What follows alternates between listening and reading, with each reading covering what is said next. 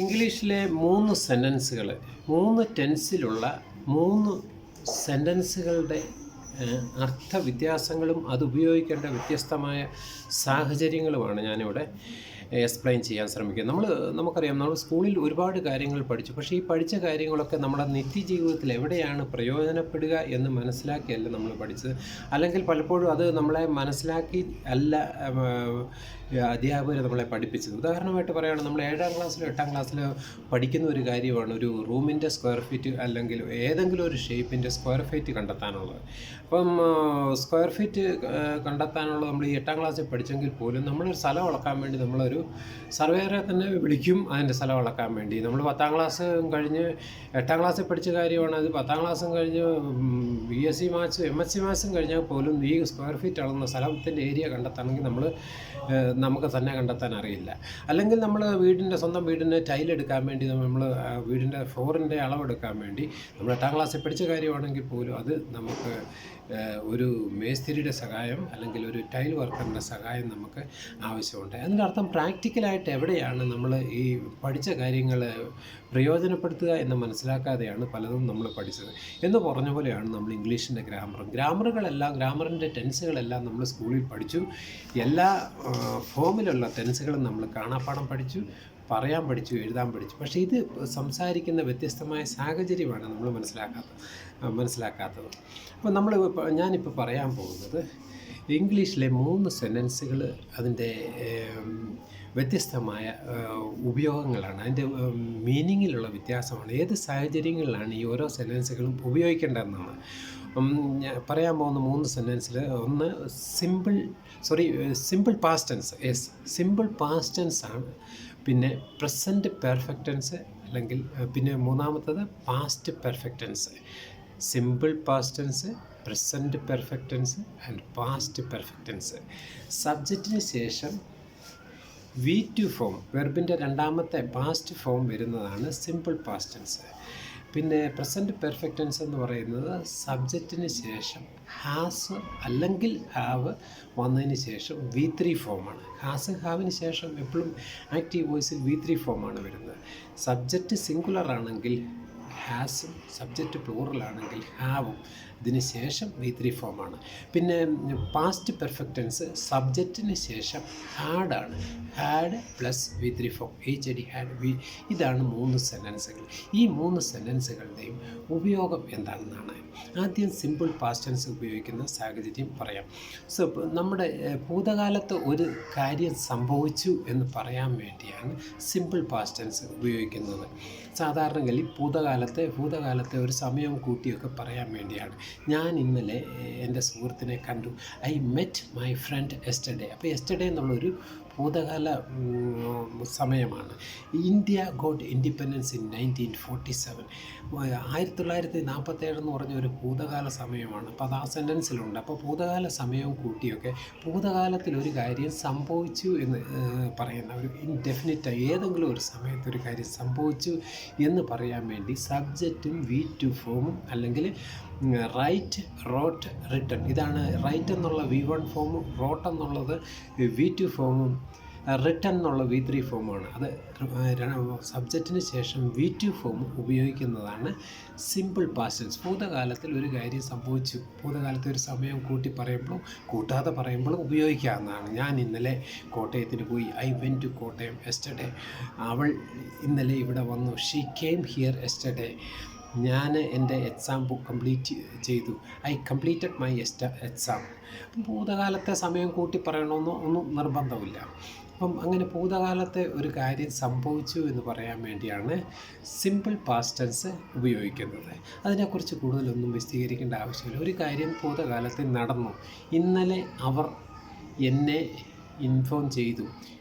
ദേ informed me yesterday. ഇപ്പോൾ informed എന്നുള്ളത് V2 ഫോമാണ്. ഇൻഫോമിൻ്റെ പാസ്റ്റ് ഫോമായി informed. They informed me yesterday. അപ്പോൾ അതാണ് സിമ്പിൾ പാസ്റ്റ് ടെൻസ്. അതിനെക്കുറിച്ച് കൂടുതൽ വിശദീകരണം ഒന്നും ആവശ്യമില്ല. ഈ പ്രസൻറ്റ് പെർഫെക്റ്റ് ടെൻസ് ആണ്. ഓൺലൈൻ വീഡിയോകളിൽ യൂട്യൂബിലും ഫേസ്ബുക്കിലും ഒക്കെ കാണുന്ന വീഡിയോയിൽ 10 വീഡിയോ കണ്ട 10 പേരും 10 വ്യത്യസ്തമായ രീതിയിൽ എക്സ്പ്ലെയിൻ ചെയ്യുന്ന ഒരു ടെൻസാണ് പ്രസൻറ്റ് പെർഫെക്റ്റ് ടെൻസ്. അപ്പം അത് എക്സ്പ്ലെയിൻ ചെയ്യുന്നവർക്ക് ഒരുപക്ഷെ അത് മനസ്സിലായിട്ടാണോ അത് ചെയ്യുന്നതെന്ന് തന്നെ സംശയം തോന്നുന്ന രീതിയിലാണ്. പ്രസൻറ്റ് പെർഫെക്റ്റൻസ് എന്ന് പറയുന്ന പ്രസൻറ്റ് എന്ന് പറഞ്ഞ നൗ ആണ്. അപ്പം ഇപ്പോൾ കംപ്ലീറ്റ് ചെയ്ത് അല്ലെങ്കിൽ റീസെൻറ്റ് പാസ്റ്റിൽ കംപ്ലീറ്റ് ചെയ്ത ഒരു പ്രവൃത്തി സൂചിപ്പിക്കാൻ വേണ്ടി ആണ് പ്രസൻറ്റ് പെർഫെക്റ്റൻസ്. ആ റീസെൻറ്റ് പാസ്റ്റിൽ കംപ്ലീറ്റ് ചെയ്ത ഒരു പ്രവൃത്തിയും നമ്മൾ പറയുന്ന സമയത്തും അതിന് പ്രസക്തിയുണ്ട്.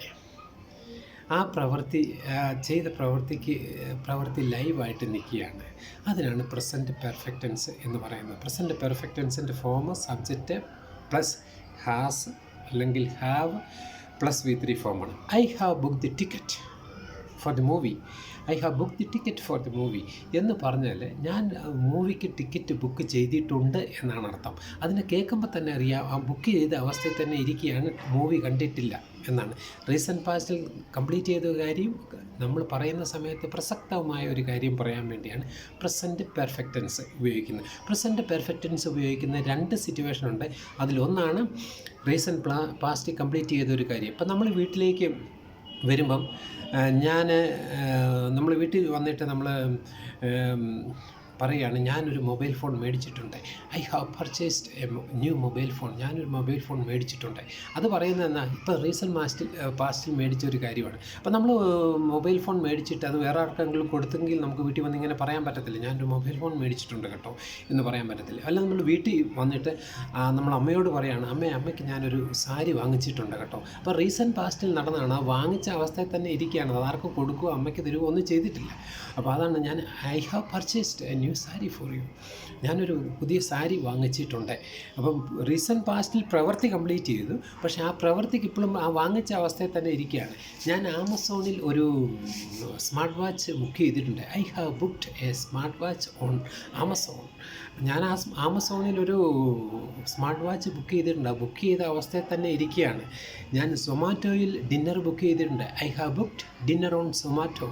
അപ്പം ആ സൊമാറ്റോയിൽ ഡിന്നർ ബുക്ക് ചെയ്തിട്ടുണ്ട് എന്ന് പറഞ്ഞാൽ ആ ബുക്കിംഗ് അവസ്ഥയിൽ തന്നെ ഇരിക്കുകയാണ്. അത് ഡെലിവറി ചെയ്തിട്ടില്ല, അല്ലെങ്കിൽ ആ ഡെലിവറി ചെയ്തിട്ട് നമ്മളടുത്ത് ഡിന്നറെല്ലാം കഴിച്ചതിന് ശേഷം ഞാൻ സൊമാറ്റോയിലൊരു ഡിന്നർ ബുക്ക് ചെയ്തിട്ടുണ്ട് എന്ന് പറയാൻ പറ്റുമോ? ഇല്ല. അപ്പം ഭൂതകാലത്തിൽ ബുക്കിംഗ് നടന്നു, നമ്മൾ പറയുന്ന സമയത്ത് ലൈവായിട്ട്. അപ്പം മലയാളത്തിൽ ഞാനിത് ഇന്ന കാര്യം ചെയ്തിട്ടുണ്ട് കേട്ടോ, ഞാൻ 1 കിലോ ഓറഞ്ച് മേടിച്ചിട്ടുണ്ട് കേട്ടോ.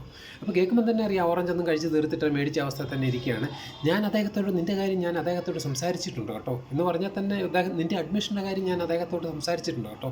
അത് പറയുമ്പോൾ തന്നെ സംസാരം എന്നുള്ള ആ പ്രവൃത്തി കംപ്ലീറ്റ് ചെയ്തു, പക്ഷേ ആ പ്രവൃത്തി ലൈവായിട്ടിരിക്കുകയാണ്.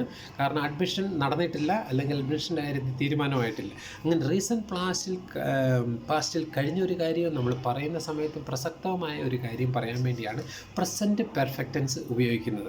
ഞാനവിടെ പോയിട്ടുണ്ട്. പിന്നെ വേറൊരു സിറ്റുവേഷൻ പ്രസൻറ്റ് പെർഫെക്റ്റൻസ് ഉപയോഗിക്കുന്ന 2ാമത്തെ സിറ്റുവേഷൻ, നമ്മുടെ ഭൂതകാലത്ത് ഒരു കാര്യം ഞാൻ ചെയ്തിട്ടുണ്ട് കേട്ടോ എന്ന് പറയാം. ചെയ്തിട്ടുണ്ട്, ഞാൻ ഒരു സ്ഥലം സന്ദർശിച്ചിട്ടുണ്ട് എന്നൊക്കെ പറയാൻ വേണ്ടി. I have visited Agra once.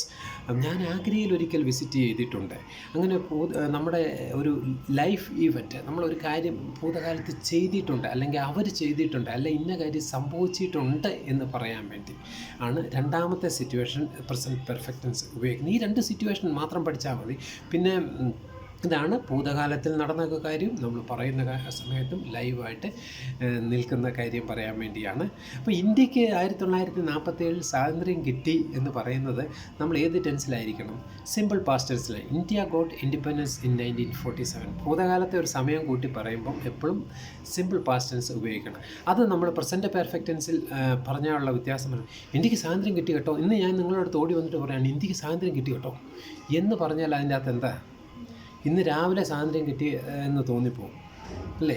അപ്പോൾ അതാണ് ഈ സെൻറ്റൻസുകൾ തമ്മിലുള്ള വ്യത്യാസം. ഞാൻ 1 കിലോ ഓറഞ്ച് മേടിച്ച് വെച്ചിട്ടുണ്ട് എന്ന് പറയുന്ന പോലെയാണ് നമ്മൾ I have purchase 1 kg orange. ഞാൻ നിൻ്റെ കാര്യം അവനോട് സംസാരിച്ചിട്ടുണ്ട്. I have talked about you to him. I have recommended you. ഞാൻ നിന്നെ റെക്കമെൻഡ് ചെയ്തിട്ടുണ്ട്. അപ്പോൾ റെക്കമെൻഡ് ചെയ്ത അവസ്ഥയിൽ തന്നെ ഇരിക്കുകയാണ്. അപ്പം കഴിഞ്ഞ കാര്യം പക്ഷേ ഇപ്പോഴും ഒരു പ്രസക്തമാണ്. അതാണ് പ്രസൻറ്റ് പെർഫെക്റ്റ് ടെൻസ് ഉപയോഗിക്കുന്നത്. ഇനി മൂന്നാമത്തെ ടെൻസായ past perfect tense. Past perfect tense ഉപയോഗിച്ചിരിക്കുന്ന subject plus had plus V3 ഫോമാണ്. ഹാഡ് എന്ന് പറഞ്ഞാൽ ഉണ്ടായിരുന്നു എന്നാണ് അർത്ഥം. ചെയ്തിട്ടുണ്ടായിരുന്നു, ഉണ്ടായിരുന്നു എന്നൊക്കെയാണ് അർത്ഥം. അപ്പോൾ നമ്മൾ ഒരു പ്രവൃത്തി ചെയ്തിട്ടുണ്ടായിരുന്നു എന്ന് സാധാരണ പറയുന്നത് ആ പ്രവൃത്തിക്ക് ശേഷം പല കാര്യങ്ങളൊക്കെ നടക്കുമ്പോഴാണ്. ഇപ്പം ഞാൻ എൻ്റെ അങ്കിൾ മരിക്കുന്നതിന് മുമ്പ് ഞാൻ അദ്ദേഹത്തെ പോയി കണ്ടിട്ടുണ്ടായിരുന്നു, ഉണ്ടായിരുന്നു. അപ്പോൾ ഹാഡിൻ്റെ അർത്ഥം ഉണ്ടായിരുന്നു എന്നാണ്, ചെയ്തിട്ടുണ്ടായിരുന്നു എന്നൊക്കെയാണ് അർത്ഥം. I had visited my uncle before he expired at the hospital. അദ്ദേഹം ഹോസ്പിറ്റലിൽ എക്സ്പയർ മരിക്കുന്നതിന് മുമ്പ് ഞാൻ അദ്ദേഹത്തെ പോയി കണ്ടിട്ടുണ്ടായി. ഒരു സെൻറ്റൻസിൽ തന്നെ രണ്ട് കാര്യങ്ങൾ പറയുമ്പോഴും ആദ്യത്തെ കാര്യം സൂചിപ്പിക്കാൻ വേണ്ടിയാണ് subject plus had V3 form ഉപയോഗിക്കുന്നത്. മലയാളത്തിൽ ഏത് ഭാഷയിലും അങ്ങനെയാണ്. അദ്ദേഹം മരിക്കുന്നതിന് മുമ്പ് ഞാൻ അദ്ദേഹത്തെ പോയിട്ട് കണ്ടിട്ടുണ്ട് എന്നല്ല പറയേണ്ടത്, കണ്ടിട്ടുണ്ടായിരുന്നു എന്നാണ് മലയാളത്തിലാണേലും പറയേണ്ടതാണ്. അപ്പോൾ ഉണ്ടായിരുന്നു എന്നുള്ള, അപ്പോൾ രണ്ട് കാര്യങ്ങൾ നമ്മളൊരു സെൻറ്റൻസിൽ പറയുമ്പം ആദ്യത്തെ കാര്യം സൂചിപ്പിക്കാൻ വേണ്ടിയാണ് ഹാഡ്. രണ്ടോ അല്ലെങ്കിൽ അതിൽ കൂടുതലോ കാര്യങ്ങളൊക്കെ പറയുമ്പോൾ നമ്മൾ മലയാളത്തിൽ ഞാൻ ചെയ്തിട്ടുണ്ടായിരുന്നു. ഇപ്പോൾ നമ്മുടെ വീട്ടിലൊരു കല്യാണം നടക്കുകയാണ്, ഈ കല്യാണത്തിന് ഒരാളെ കണ്ടില്ല, അപ്പോൾ നീ അദ്ദേഹത്തെ വിളിച്ചായിരുന്നോ? അപ്പോൾ ഞാൻ വിളിച്ചിട്ടുണ്ടായിരുന്നു, കല്യാണത്തിന് മുമ്പ് ഞാൻ വിളിച്ചിട്ടുണ്ടായിരുന്നു, കല്യാണം കഴിഞ്ഞു. അപ്പോൾ രണ്ട് കാര്യം നടന്നു, കല്യാണം ക്ഷണനവും നടന്നു, കല്യാണം കഴിഞ്ഞു. ആദ്യം നടന്ന ക്ഷണനമാണ്. അതുകൊണ്ടാണ് I had invited him before the marriage. ഞാൻ വിവാഹത്തിന് മുമ്പ് അവനെ ക്ഷണിച്ചിട്ടുണ്ടായിരുന്നു. അപ്പോൾ ഉണ്ടായിരുന്നു എന്നുള്ള അർത്ഥം വരുന്നിടത്താണ് ഹാഡ് V3 ഫോം ഉപയോഗിക്കുന്നത്. Thank you.